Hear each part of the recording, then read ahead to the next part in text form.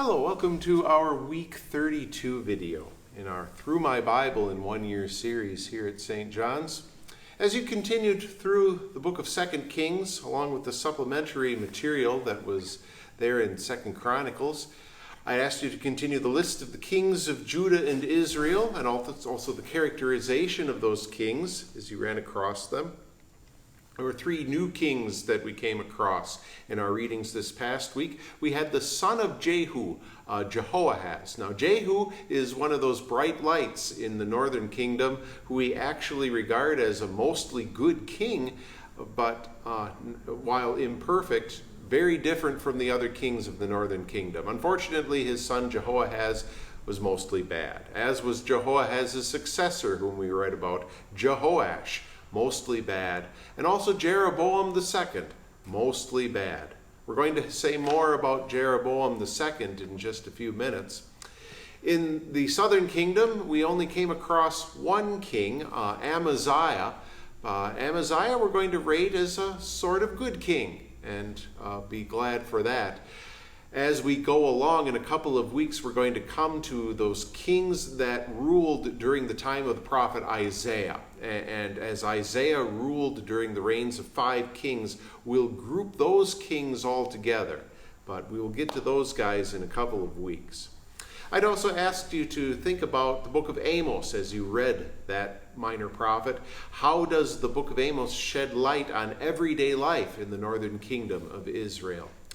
Amos prophesied during the reign of Jeroboam II, and Jeroboam II's reign was sort of a last gasp for the northern kingdom. Not that the people recognized it at the time, but life went on pretty much as normal. People were able to succeed in their business dealings, and people had very prosperous lives in the northern kingdom. And you can excuse them then for thinking that everything was going just fine.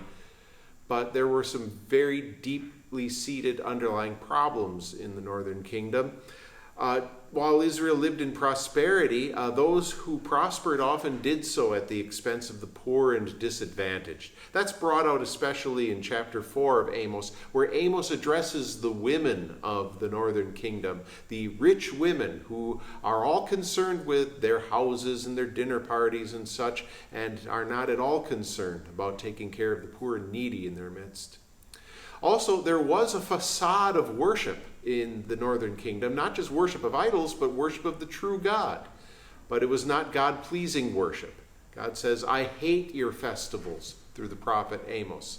Even though they are ostensibly dedicated to the true God, the people of the northern kingdom were worshiping at the golden calves at Dan and Bethel because the original Jeroboam, who had broken away from Rehoboam, had set those up as centers of false worship so that they wouldn't intermingle with the people down in Jerusalem in the southern kingdom. And as God rejected that worship, even though the people were self-secure in how they went about worshiping God, God did not accept their worship. And their destruction was just around the corner, though they did not recognize it. As you continue on through the book of Hosea coming up this week, I'd ask you to think of some of the extraordinary things that God calls his prophet Hosea to do, and also ask not only what he's doing, but ask why God's calling him to do these things.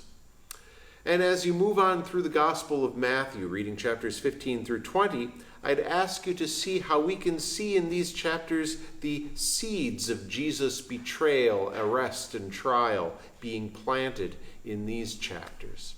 God's blessings to you as you continue through the Word of God this week. We'll look forward to seeing you next week.